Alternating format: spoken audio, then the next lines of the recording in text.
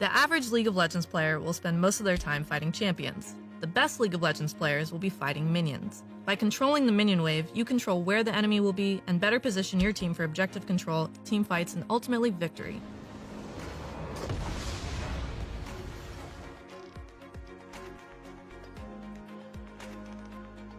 Welcome to Commanding Minion Waves, the art of wave manipulation. Before we dive into how to manipulate minion waves, let's go over the basics of minions and how they function.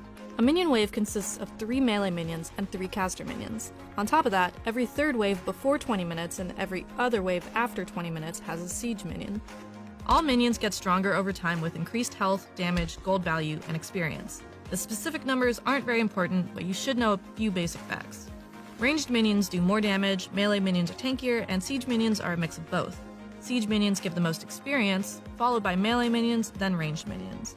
And lastly, each minion can take a different number of hits. At full HP, 7 turret shots plus 1 auto attack will kill a siege minion, 2 turret shots plus 1 auto attack for a melee minion, and 1 turret shot plus 2 autos for caster minions. Now let's talk about minion behavior and minion modifiers. Minion behavior is pretty basic. They walk along a set path and lane until they find an enemy unit. When they find that enemy, there's a priority target system that is checked every 0.25 seconds. The rule system is a little lengthy, but you can check it out here. For the most part, minions march down the lanes and attack enemy minions that get in their way. They'll prioritize you if you auto-attack their champions, but will ignore untargeted spell damage.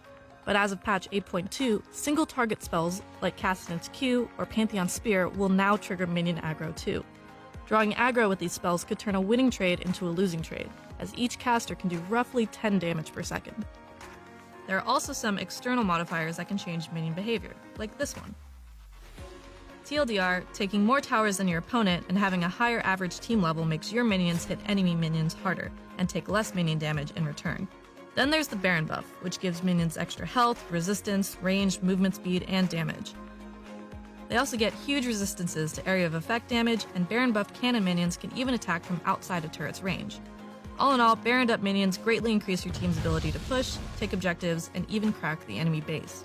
Now let's get on to wave management. There are 3 major types of wave manipulation you can use to create map pressure: freezing, slow pushing, and fast pushing. Sometimes you'll need to hold your wave in place by freezing it. In this clip, Orianna keeps the enemy minions alive as long as possible, only attacking to hit at the last second. This causes Orianna's minions to die faster than Fizz's, ensuring her wave doesn't push forward. Now, Fizz is forced to overextend for creeps, and Orianna can position aggressively to zone him away, provided she has wards or information on the position of the enemy jungler. A good freeze like this can deny the enemy laner significant gold and experience. It can also draw the enemy jungler to your lane to help push the wave and break the freeze. This pressure allows your jungler to make plays elsewhere on the map, and in the best case, you may even get a kill on an overextended enemy, especially if you coordinate with your jungler. The best times to freeze are when you're being pressured by the enemy jungler, making it too dangerous for you to overextend, if you want to deny as much experience and gold as you can from the enemy laner while staying relatively safe, to farm up while you're slightly behind and there are no roaming opportunities, or finally, if your opponent bases and their wave is pushing to you. Before you base, freeze the lane instead of pushing to deny more experience and gold. Though you can use them in all these scenarios, freezes are most effective when you're ahead and can use your zoning power to snowball leads. It's more difficult to freeze when you're behind because your opponent can just engage on you, and since they'll have a buildup of minions, you'll be way behind in damage. How long you can keep your freeze depends on the number of caster minions that the enemy creep wave has.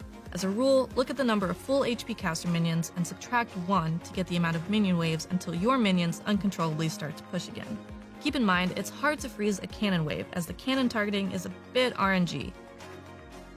If your cannon decides to clear lower health minions, you'll just end up auto-pushing. The last thing to remember is that if the enemy wave has over 4 casters in your head, you can prevent the enemy laner from playing the game entirely by zoning just ahead of caster aggro range.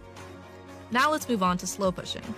In the simplest scenario, slow pushing is just killing caster minions so that the enemy wave will do a lot less damage to your wave. This gives you time to build up a large wave of your own. There may be more complex scenarios in which the enemy wave is larger than yours, and in these cases, you'll have to kill a bit more than the caster minions. In this clip, you can see how large a minion wave you can amass if you leave enemy tank minions alive and keep the lane untouched. We call this a slow push in reference to the total time that the wave will take to reach the enemy turret. That means you will have tower pressure, but not for a little while. Slow pushes are a good way to set up future pressure in lane. It gives your team room to rotate and get objectives while the enemy team catches it. If the enemy team chooses to match your rotation, they'll be sacrificing a huge amount of experience and gold. That said, this window of opportunity doesn't last long, so make sure to be decisive in your movements after setting up the push. The optimal uses of a slow push usually come down to setting up a play across the map for an objective, denying massive amounts of experience or gold by threatening a dive in other lanes, buying time to base, roam, or ward, and finally, to harass or siege structures. Finally, let's move on to fast pushing. To create a fast push, you need to do the opposite of a slow push. Instead of killing the caster minions, you'll attack melee minions, and then you can leave the wave alone. This will allow your wave to clear through the enemy minions faster, creating a large wave pushing very quickly. This lets your wave clear through the enemy minions faster, creating a large wave pushing very quickly. Most of the time, you'll want to use a fast push to force the enemy laner to stay in lane and clear so that you can base or roam. You can also use it when you're looking to dive with your jungler, letting the minions tank the initial engage, when the enemy laner is across the map and you have the opportunity to deny EXP or damage tower, or when you need to get vision further down in the lane to either set up for objective plays or stop someone like Twisted Fate from roaming. Fast pushing is especially great at pressuring enemy laners who recall or stay in lane on low resources.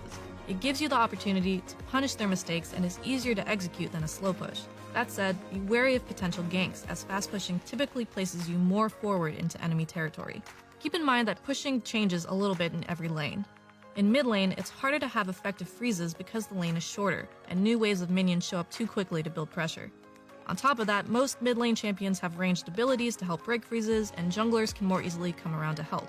Furthermore, most mid laners can't effectively hold waves due to the lack of health or armor. As a mid laner, most of your wave manipulation will be used to minimize farm loss while you leave lane to ward or gank. You can use a slow push to buy yourself a long period of pressure, which lets you get deeper wards and roam farther. You can also use a fast push to get shallow wards while pressuring the enemy to stay in lane. Side waves are longer and so easier to freeze. It takes 25 seconds for a wave to hit the allied outer turrets and 30 seconds to reach the exact center of the lane. That gives you plenty of time to build bigger minion waves, which means more zoning and gank denial. Fighting in a huge enemy minion wave early game would be devastating for your opponent. If you're a top laner, try freezing a wave, then building a slow push and calling in your jungler for a dive. You'll deny a large amount of experience and gold and possibly kill the enemy laner right when the pressure turns. After laning phase, rely more on slow pushes in the side lanes. You'll force the enemy to send someone to clear the wave, and your team can start pressuring objectives elsewhere via numbers advantage. Wave manipulation is key to a successful game. A smart combination of freezing, slow pushing, and fast pushing will give your team control over gank threats, vision, and even enemy rotations. For more command attack and Poppy tutorials, stay tuned to Blitz.